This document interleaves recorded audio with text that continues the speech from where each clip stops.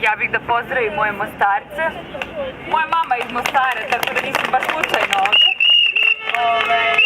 Ne bih Aha. Nemam ništa pametno da kažem, pošto je ovo što se ovde dešava nešto najbolje što se desilo na Balkanu u poslednjih nekoliko decenija. Nema niko ništa pametno da vam kaže, jer ste vi trenutno avangarda Balkana, mislim na celu Bosnu i Hercegovinu, znači na ostale gradove. Mi smo mi studentski aktivisti i antifašistički aktivisti i tako dalje, već 10 godina onako pravimo akcije nadajući se da će ovako nešto da se desi u Beogradu i to kad vidim vas onako srce mi je puno.